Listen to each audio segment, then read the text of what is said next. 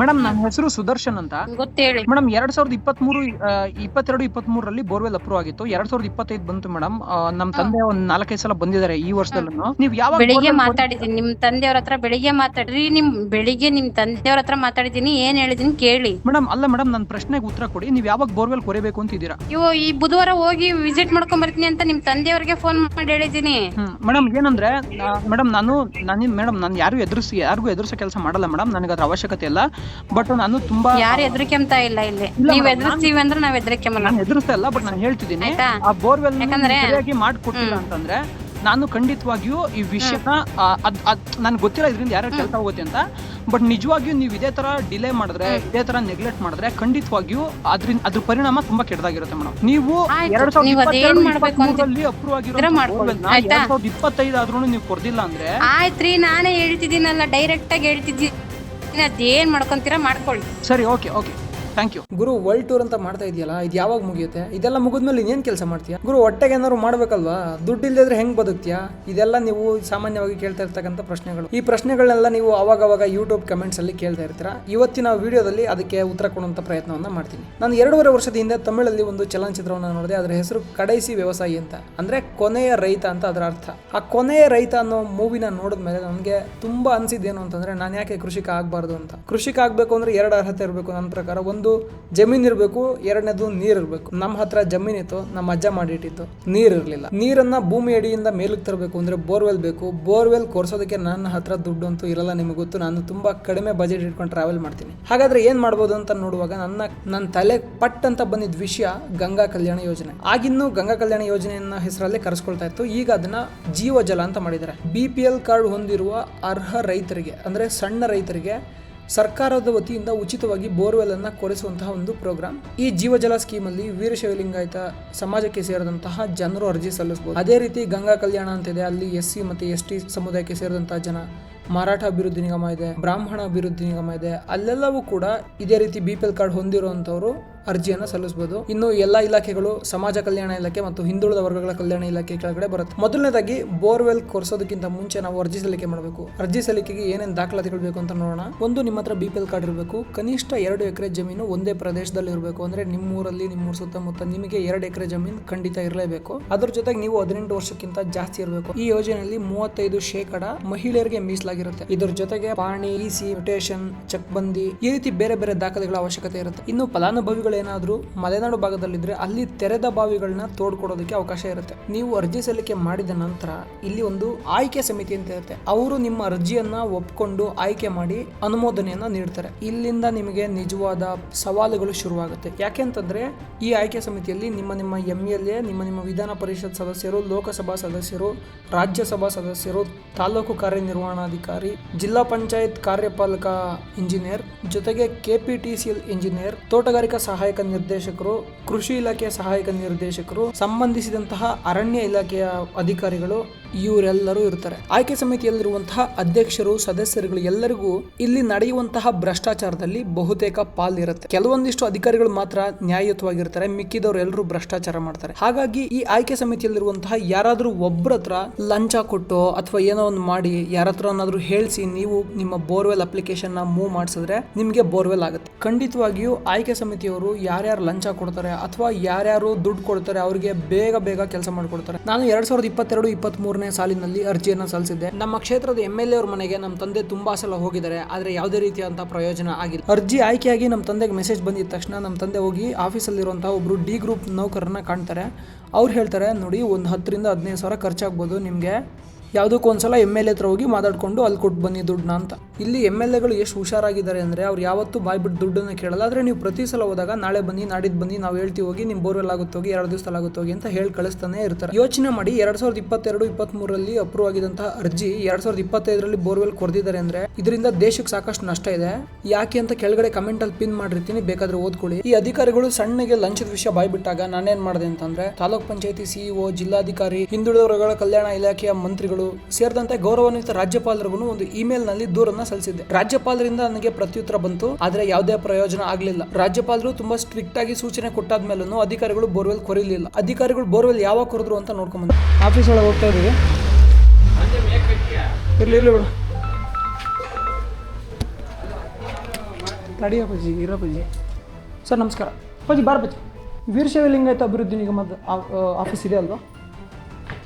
ನಮ್ಮ ತಂದೆ 2 ವರ್ಷದ ಹಿಂದೆ ಒಂದು ಅಪ್ಲಿಕೇಶನ್ ಹಾಕಿದ್ರು, ಅಪ್ರೂವ್ ಆಗಿತ್ತು. ಹಾಂ, ತಿಪ್ಪೇಸ್ವಾಮಿ ಆಫೀಸ್. ಯಾಕೆ ನೀವು ಯಾರು ಐ ಡಿ ಕಾರ್ಡ್ ಹಾಕಿಲ್ಲ? ನಿಮ್ಮ ಬೋರ್ಡ್ ಇದ್ರ ಮೇಲೆ ಎಲ್ಲೂ ಒಬ್ರದ್ದು ಹೆಸರೇ ಇಲ್ವಲ್ಲ, ನೀವು ಯಾರು ಏನು ಅಂತ ಗೊತ್ತೇ ಆಗಲ್ವಲ್ಲ. ನೀವೆಲ್ಲ ಔಟ್ಸೋರ್ಸ್. ಎಲ್ಲಿದೆ ನಿಮ್ಮ ಹೆಸರು? ನಿಮ್ಮ ಹೆಸರು ಎಲ್ಲಿದೆ? ನೀವು ಔಟ್ಸೋರ್ಸ್ ಆದರೆ ಹೆಸರು ಇಟ್ಕೊಳಂಗಿಲ್ವಾ? ಓಕೆ, ಹಾಂ, ಓಕೆ. ವೀಡಿಯೋ ಮಾಡ್ತೀನಿ. ನೀವು ಕರೆಸಿ, ಪೊಲೀಸ್ ಕರೆಸಿ. ನಾನು ವೀಡಿಯೋ ಆಮೇಲೆ ಇಟ್ಟಿರ್ತೀನಿ, ಪೊಲೀಸ್ ಕರೆಸಿ. ಲೈವ್ ಮಾಡ್ತಿದ್ದೀನಿ. ನಾನು ವೀಡಿಯೋ ಮಾಡ್ತಿದ್ದು ತಪ್ಪು ಅನ್ಸಿದ್ರೆ ನೀವು ಇಲ್ಲ, ಪರವಾಗಿಲ್ಲ. ಇಲ್ಲ, ನಾನು ಮುಗೀತು. 2 ವರ್ಷ ಕಾಯ್ದಿದ್ದಾಯಿತು. ಯಾವುದೇ ಕಾರಣಕ್ಕೂ ಕಾಯಪ್ರಮ ಏನು ಮಾತಾಡೋದೇ ಇಲ್ಲ ಇನ್ಮೇಲೆ. ಮೇಡಮ್, ಇದು ಅಪ್ರೂವ್ ಆಗಿರೋದು 2 ವರ್ಷದ ಹಿಂದೆ. ಸರ್ ಅಪ್ರೂವಲ್ ಆಗೈತೆ, ನಾನು ಅಪ್ರೂವಲ್ ಆಗಿಲ್ಲ ಅಂತಲೇ ಹೇಳ್ತಾ ಇಲ್ಲ. ಆಯ್ತಾ, ಡ್ರಿಲ್ ಮಾಡಿಸ್ತೀನಿ ಅಂತಲೂ ಹೇಳಿದ್ದೀನಿ. ಡ್ರಿಲ್ ಏನು ಗೊತ್ತಾ, ಟೆಂಡರ್ದು ಒಂದು ವರ್ಷ ಅಗ್ರಿಮೆಂಟ್ ಇತ್ತು. ಆಮೇಲೆ ಅದನ್ನು ಮತ್ತೆ ಅದನ್ನು ಅಗ್ರಿಮೆಂಟ್ ಕಂಟಿನ್ಯೂ ಮಾಡಿ 3-4 ತಿಂಗಳು. ಅಪ್ಪಾಜಿ ಒಂದು ನಿಮಿಷ, ನಿಮ್ಮ ಫೋನ್ ಕೊಡಿ. ಒಂದು ನಿಮಿಷ ಅಪ್ಪಾಜಿ, ನಿಮ್ಮ ಫೋನ್ ಕೊಡಿ. ನೀವೇನಕ್ಕೆ ಎಮ್ ಎಲ್ ಆದರೂ ಹೋಗಿ ಹೇಳ್ತೀರಾ ಪದೇ? ನಾನು ಎಮ್ ಎಲ್ ಹತ್ರ ಹೋಗಿ ಹೇಳಿಲ್ಲ. ಒಂದು ನಿಮಿಷ ಆಯಿತು, ಹೋಗಿ ಹೇಳಿಲ್ಲ. ಅಪ್ಪಾಜಿ ನಿಮ್ಮ ಫೋನ್ ಕೊಡಿ. ನೀವು ಎಮ್ ಎಲ್ ಹತ್ರ ಹೋಗೋಕೆ ಕೇಳಿರೋದಕ್ಕೆ ಸಾಕ್ಷಿ ಇಲ್ಲಿದೆ, ನಿಮ್ಮ ಎದುರಿಗೆ ತೋರಿಸ್ತೀನಿ ಇವಾಗ. ಕೇಳಿಸಿದ್ಯಾ?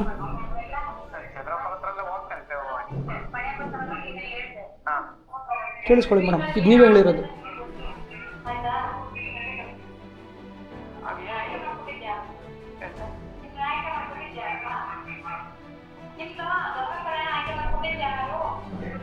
ಇದು ನೀವು ಹೇಳಿರೋದಲ್ವಾ? ಯಾಕೆ ಹೇಳಿದಿರ ಎಮ್ ಎಲ್ ಹತ್ರ ಹೋಗಿ ಅಂತ ಹೇಳಿ. ನಾನು ಒಂದು ನಿಮಿಷ ಕೇಳಿ ಮಾಡಿಸೋದು ನಾನು ಮಾಡಿಸ್ತೀನಿ ಅಂತ ಹೇಳಿ. ಎಮ್ ಎಲ್ ಹತ್ರ ಹೋಗಿ ಕೇಳಿ. ಏನಕ್ಕೆ ಹೇಳಿದಿರ? ಅದು ಬಿಡಿ ಆಯ್ತಾ. ಅದೇನಕ್ಕೆ ಬಿಡೋಕ್ಕಾಗುತ್ತೆ? ಏನಕ್ಕೆ ನಮ್ಮ ತಂದೆ 20 ಸಲ ಓಡಾಡ್ಸಿದ್ದೀರಾ? ಇಲ್ಲ ನೋಡಿ, ಇನ್ನೂ ಎಲ್ಲದಕ್ಕೂ ಸಾಕ್ಷಿ ಬೇಕು ಅಂದ್ರೆ ಕೊಡ್ತೀನಿ. ಆದರೆ ಎಲ್ಲದಕ್ಕೂ ಸಾಕ್ಷಿ ಇದೆ. ನೀವು ಕೊಡಿ ಅಂದ್ರೆ ನಾನು ಕೊಡ್ತೀನಿ. ಇವಾಗ ನಾನು ಹೇಳಿ ಯಾವಾಗ ಡ್ರಿಲ್ ಮಾಡಿಸ್ತೀರಾ? ನನಗೆ ಇನ್ನೊಂದು 2 ಡೇಸ್ ಟೈಮ್ ಕೊಡಿ. ನಾಳೆನೇ ಡ್ರಿಲ್ ಮಾಡಿಸ್ತೀನಿ, ನಾಡಿದ್ದು ಮಾಡಿಸ್ತೀನಿ. ಇಲ್ಲಾಂದ್ರೆ ಈ ವೀಕಲ್ ಮಾಡಿಸ್ಕೊಡ್ತೀನಿ ಆಯ್ತಾ.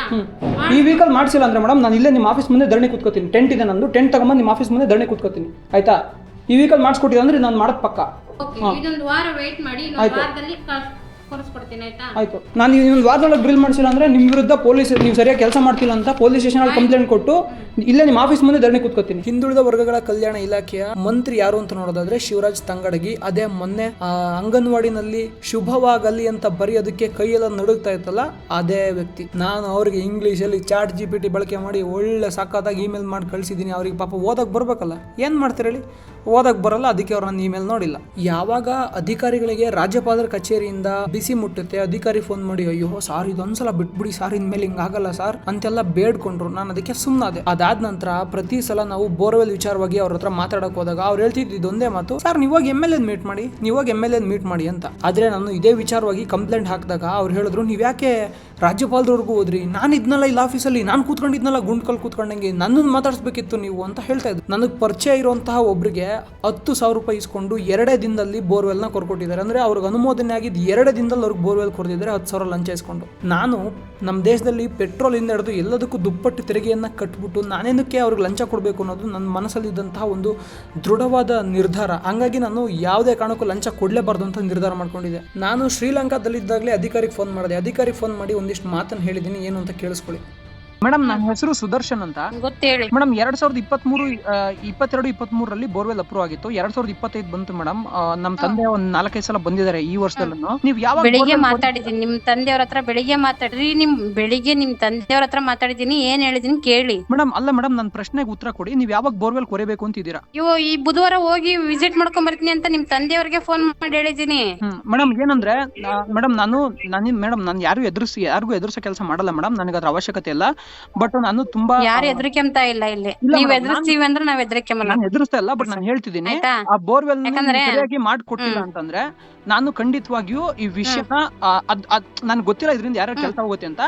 ಬಟ್ ನಿಜವಾಗಿಯೂ ನೀವು ಇದೇ ತರ ಡಿಲೇ ಮಾಡಿದ್ರೆ, ಇದೇ ತರ ನೆಗ್ಲೆಕ್ಟ್ ಮಾಡಿದ್ರೆ ಖಂಡಿತವಾಗಿಯೂ ಅದ್ರ ಪರಿಣಾಮ ತುಂಬಾ ಕೆಟ್ಟದಾಗಿರುತ್ತೆ ಮೇಡಮ್. ನೀವು 2023 ಅಪ್ರೂವ್ ಆಗಿರೋ ಬೋರ್ವೆಲ್ 2025 ಆದ್ರೂ ನೀವು ಕೊಡ್ದಿಲ್ಲ ಅಂದ್ರೆ ಆಯ್ತ್ರಿ. ನಾನೇ ಹೇಳ್ತಿದ್ದೀನಲ್ಲ, ಡೈರೆಕ್ಟ್ ಆಗಿ ಹೇಳ್ತಿದ್ದೀನಿ, ಅದೇನ್ ಮಾಡ್ಕೊಂತೀರಾ ಮಾಡ್ಕೊಳ್ಳಿ. ಸರಿ, ಓಕೆ, ಥ್ಯಾಂಕ್ ಯು. ಇದೇ ಅಧಿಕಾರಿ ನನಗೆ ಫೋನ್ ಮಾಡಿ, ಇಲ್ಲ ಸರ್ ಆಗಿದ್ದಾಯ್ತು ಸರ್, ಬಿಟ್ಬಿಡಿ ಸರ್, ನೀವು ಯಾವುದೇ ಕಾರಣಕ್ಕೂ ರಾಜ್ಯಪಾಲರಿಂದ ಮುಂದಕ್ಕೆ ಹೋಗ್ಬಿಡಿ ಸರ್, ನೀವು ರಾಜ್ಯಪಾಲರಿಗೆಲ್ಲ ಕಂಪ್ಲೇಂಟ್ ಮಾಡಿಬಿಡಿ ಸರ್, ಆಗಿದ್ದಾಯ್ತು ಸರ್, ನಾನು ಇದೀನಿ ಸರ್, ನಾನು ಬೋರ್ ಕೊಡಿಸ್ಕೊಡ್ತೀನಿ ಸರ್, ಇದೊಂದು ಎಲೆಕ್ಷನ್ ಇದೆ ಸರ್, ಇದು ಮುಗ್ದ್ಬಿಡ್ಲಿ ಸರ್ ಅಂತೆಲ್ಲ ಹೇಳ್ತಿದ್ರು. ಆದರೆ ಅದೇ ಅಧಿಕಾರಿ ಮತ್ತೆ MLA ಹತ್ರ ಹೋಗಿ ಅಂತ ಹೇಳೋದಕ್ಕೆ ಕಾರಣ ಏನು ಅಂತಂದ್ರೆ ಭ್ರಷ್ಟಾಚಾರ, ನಾವು ಅವ್ರಿಗೆ ಲಂಚ ಕೊಡಬೇಕು ಅಂತ. ನಮ್ಮ ಕ್ಷೇತ್ರದ MLA BJP ಪಕ್ಷದಲ್ಲಿ ನಿಂತು ಗೆದ್ದು ಆಡಳಿತದಲ್ಲಿರುವಂತವ್ರು. ಇನ್ನು ಈ ಇಲಾಖೆಗೆ ಸಂಬಂಧಪಟ್ಟಂತಹ ಮಿನಿಸ್ಟರ್ ಯಾರು ಅಂತ ನೋಡೋದಾದ್ರೆ ಅವರು ಕಾಂಗ್ರೆಸ್ ಪಕ್ಷದಿಂದ ಗೆದ್ದು ಮಿನಿಸ್ಟರ್ ಆದಂತವ್ರು. ಇಲ್ಲಿ ನೀವು ಮಾತ್ರ ಜನಸಾಮಾನ್ಯರು ಮಾತ್ರ ಒಡೆದಾಡ್ ಸಾಯ್ತಾ ಇದೀವಿ, ನಾವು ಜಾತಿ ಧರ್ಮನ ಉಳಿಸೋದಕ್ಕೋಸ್ಕರ ಹೋರಾಟ ಮಾಡ್ತೀವಿ ಅಂತ. ಆದರೆ ಎಲ್ಲ ರಾಜಕಾರಣಿಗಳು ಅವರವರ ಮಕ್ಕಳ ಒಳಿತಿಗಾಗಿ, ಅವರ ಮಕ್ಕಳನ್ನ MP ಗಳನ್ನ ಮಾಡೋದಕ್ಕಾಗಿ, ಅವರ ಮಕ್ಕಳನ್ನ ಫಾರಿನ್ಗೆ ಓದಿಸೋದಕ್ಕೆ ಕಳಿಸೋದಕ್ಕಾಗಿ ಮಾತ್ರ ಅಧಿಕಾರದಲ್ಲಿದ್ದಾರೆ. ಅವ್ರಿಗೆ ಯಾವುದೇ ಕಾರಣಕ್ಕೂ ಯಾವುದೇ ಜನಸಾಮಾನ್ಯರ ಮೇಲೆ ಕಿಂಚಿತ್ತೂ ಕೂಡ ಅವ್ರ ಕರುಣೆನೂ ಇಲ್ಲ, ಇವ್ರು ನಮ್ಮ ಓಟಾಗಿ ಗೆಲ್ಸೋರು ಅನ್ನೋ ಒಂದು ಕಾಳಜಿನೂ ಇಲ್ಲ. ನಮ್ಮ ಬೋರ್ವೆಲ್ ಕೊರೆಯುವಾಗಲೂ ಅಷ್ಟೇ ಸಾಕಷ್ಟು ಭ್ರಷ್ಟಾಚಾರ ಆಯಿತು. ಸಾಕಷ್ಟು ಭ್ರಷ್ಟಾಚಾರ ಅಂದರೆ ಬೋರ್ವೆಲ್ ಕೊರೆಯೋದಕ್ಕೆ ನಮ್ಮ ಜಮೀನಿಗೆ ಬಂದಿದ ತಕ್ಷಣ ನಮ್ಮ ಎಲ್ಲ ದಾಖಲೆಗಳನ್ನ ಅವರು ವೆಬ್ಸೈಟ್ಗೆ ಅಪ್ಲೋಡ್ ಮಾಡಬೇಕು. ಅಪ್ಲೋಡ್ ಮಾಡೋವಂಥವ್ರು 2,000 ಲಂಚನ ಕೇಳಿದ್ರು, ನಾವು 1,000 ಏನೋ ಕೊಟ್ವಿ ಅನ್ಸುತ್ತೆ ಅವ್ರಿಗೆ. ಈ ವಿಚಾರನ ತಗೊಂಡೋಗಿ ಮೇಡಮ್ ಈ ಥರ ಅವ್ರು ಲಂಚ ಕೇಳಿದ್ರು, ಊಟಕ್ಕೆ ಅಂತ 3,000 ಇಸ್ಕೊಂಡ್ರು, ಮತ್ತು ಈ ಥರ GPS-ಗೆ ಅಂತ ದುಡ್ಡು ಇಸ್ಕೊಂಡ್ರು ಅಂತ ನಾವು ಅಧಿಕಾರಿ ಮುಂದೆ ಹೇಳಿದ್ರೆ, ನಮ್ಗದು ಗೊತ್ತಿಲ್ಲಪ್ಪ, ಕೇಳ್ರಿ ನೀವು ಅವ್ರು ಏನು ಹೇಳಿದ್ದಾರೆ ಅಂತ. ಊಟದ್ದವೆಲ್ಲ 4,000 ಅಂತ ಅದೆಲ್ಲ ನಮಗೆ ಗೊತ್ತಿಲ್ಲ. ಹಾಂ ಸರಿ ಆಯ್ತಾ, ಸರಿ ನಮ್ ಕೇಳಿದ್ರ ಇಲ್ಲ. ಇಲ್ಲಿ ಅಧಿಕಾರಿಗಳು ಹೇಳ್ತಾರೆ ನಮಗೇನೂ ಗೊತ್ತಿಲ್ಲ ಅದು ಅಂತ. ಅಧಿಕಾರಿ ಆದಂಥವ್ರು ಏನು ಹೇಳಬೇಕು ಅಂತಂದರೆ, ಹೌದಾ ನಿಮ್ಮ ಹತ್ರ ಲಂಚ ಇಸ್ಕೊಂಡ್ರ, ತಪ್ಪು ಅವ್ರು ಮಾಡಿದ್ದು, ನಾನು ಅವ್ರ ವಿರುದ್ಧ ಕ್ರಮ ತಗೋತೀನಿ ಅಂತ ಬಾಯ್ಬಿಟ್ಟು ಹೇಳಬೇಕು. ಅದು ಬಿಟ್ಟು ಈ ಅಧಿಕಾರಿ ಹೇಳ್ತಾರೆ ನನಗೂ ಅದಕ್ಕೂ ಸಂಬಂಧ ಇಲ್ಲ, ನೀವು ನನ್ನೊಂದು ಕೇಳ್ಕೊಟ್ಟಿದ್ರ ಅಂತ. ಕೊಡದೇ ಇದ್ರೆ ಅವ್ರು ಬೋರ್ವೆಲ್ ಕೊರಿತಾ ಇರಲಿಲ್ಲ. ನಮ್ಮ ತಂದೆ ಶಕುನಗಳನ್ನ ಬಹಳ ನಂಬ್ತಾರೆ. ಶಕುನಗಳು ಅಂತಂದರೆ ಯಾವುದಾದ್ರೂ ಒಂದು ಕೆಲಸ ಆರಂಭಕ್ಕೂ ಮೊದಲು ಗಜಿಬಿಜಿ ಆದರೆ ಅಥವಾ ತಡೆ ಉಂಟಾದರೆ ಆ ಕೆಲಸ ಆಗಲ್ಲ ಅನ್ನೋದು ನಮ್ಮ ತಂದೆಯ ಒಂದು ನಂಬಿಕೆ. GPS ಮಾಡೋಕ್ಕೆ ಬಂದಿದ್ರಲ್ವ ಅವ್ರಿಗೆ 1,000, ಮತ್ತು ಬೋರ್ವೆಲ್ ಕೊರಿಯೋದಕ್ಕೆ ಅಂತ 6 ಜನನೋ 7 ಜನನೋ ಬಂದಿದ್ರು, ಅವ್ರಿಗೆ ಊಟದ ಖರ್ಚಿಗೆ ಅಂತ ಅವ್ರು 2,500 ಇಸ್ಕೊಂಡ್ರು. ಇನ್ನು ಬೋರಲ್ಲೆಲ್ಲ ನೀರು ಬಿದ್ದಾದಮೇಲೆ ನನ್ನ ಖುಷಿಗೆ ನಾನು ಛತ್ತೀಸ್ಗಢದಿಂದ ಕೆಲಸಗಾರರು ಬಂದಿದ್ರು, ಅವ್ರಿಗೆ ದುಡ್ಡು ಕೊಡಬೇಕು ಅಂತ ನನ್ನ ಮನಸ್ಸಲ್ಲಿತ್ತು. ಅದು ನನ್ನ ಸ್ವ ಇಚ್ಛೆಯಿಂದ ಕೊಟ್ಟಂಥ ಹಣ. ಆ 500 ರೂಪಾಯಿ ಬಿಟ್ಟರೆ ಮಿಕ್ಕಿದ ಎಲ್ಲ ದುಡ್ಡು ಇವ್ರು ವಸೂಲಿ ಮಾಡಿದಂಥದ್ದು. ಇನ್ನು ಅದ್ರ ಜೊತೆಗೆ MLA-ಗಳ ಮನೆಗೆ, ಆಫೀಸ್ಗೆ ನಮ್ಮ ತಂದೆ ಏನಿಲ್ಲ ಅಂದ್ರೂ ಒಂದು 40 ಸಲ ಓಡಾಡಿದ್ದಾರೆ. 40 ಸಲ ಓಡಾಡೋದಕ್ಕೆ ಒಂದು ಸಲಕ್ಕೆ 100 ರೂಪಾಯಿ ಅಂದರೆ 4,000 ರೂಪಾಯಿ ಖರ್ಚಾಗಿದೆ. ಒಟ್ಟು ಖರ್ಚಾದಂತಹ ಲಂಚ 7,500. ಈಗ ನಮ್ಮ ಜಮೀನಲ್ಲಿ ಬೋರ್ವೆಲ್ಲಲ್ಲಿ ನೀರು ಬಿದ್ದಿದೆ, ಅದಕ್ಕೆ ಮೋಟ್ರು, ಪಂಪು, TC-ಯನ್ನು ಕೂರಿಸುವಂಥ ಜವಾಬ್ದಾರಿ ಇನ್ನೂ ಬಾಕಿ ಇದೆ. ಇನ್ನು ಅದಕ್ಕೆ ಎಷ್ಟೆಷ್ಟು ಲಂಚ ಕೇಳ್ತಾರೋ ನನಗೆ ಗೊತ್ತಿಲ್ಲ. ಇದನ್ನೆಲ್ಲ ತಗೊಂಡೋಗಿ ನಾನು ಕಾನೂನಾತ್ಮಕವಾಗಿ ಹೋರಾಟ ಮಾಡ್ತೀನಿ ಅಂದರೆ ನನಗೆ 10 ವರ್ಷಗಳ ಕಾಲ ಬೇಕಾಗುತ್ತೆ ಈ ಅಧಿಕಾರಿಗಳ ಮೇಲೆಲ್ಲ ಕ್ರಮ ಜರುಗಿಸೋದಕ್ಕೆ. ರಾಜ್ಯಪಾಲರ ಕಚೇರಿವರೆಗೆ ಒಂದು ಕಂಪ್ಲೇಂಟ್ ಹೋಗಿದೆ. ರಾಜ್ಯಪಾಲರು ಅವ್ರ ಮೇಲೆ ಎಂತಹ ಕಠಿಣ ಕ್ರಮಗಳನ್ನ ತೆಗೆದುಕೊಳ್ಬೇಕಿತ್ತು, ಆದರೆ ಯಾವುದೇ ಕಠಿಣ ಕ್ರಮ ತಗೊಂಡಿಲ್ಲ. ಹಾಗಾಗಿ ನನಗೆ ಇಲ್ಲಿರುವಂಥ ವ್ಯವಸ್ಥೆ ಮೇಲೆ ನಂಬಿಕೆ ಇಲ್ಲ. ಹಾಗಾಗಿ ನೀವು ಈ ವಿಡಿಯೋನ ಎಲ್ಲ ಕಡೆ ಶೇರ್ ಮಾಡಿ, ನಿಮ್ಮ Instagram, WhatsApp ಎಲ್ಲ ಕಡೆ ಸ್ಟೇಟಸಲ್ಲಿ ಹಾಕಿ. ಅವಾಗಾದರೂ ಈ ಬಂಡ ವ್ಯವಸ್ಥೆಯಲ್ಲಿ ರೈತರಿಗೆ ನ್ಯಾಯ ಸಿಗುತ್ತೆ ಅಂತ ನೋಡೋಣ. ಇನ್ನು ನಮ್ಮ ಬೋರ್ವೆಲ್ ಎಲ್ಲ ಕೊರೆಸುವಾಗ ಏನಾಯಿತು, ಎಷ್ಟಡಿಗೆ ನೀರು ಬಿತ್ತು ಅಂತೆಲ್ಲ ಗೊತ್ತಾಗಬೇಕು ಅಂದರೆ ನಾಳೆ ವಿಡಿಯೋನ ತಪ್ಪದೆ ನೋಡಿ.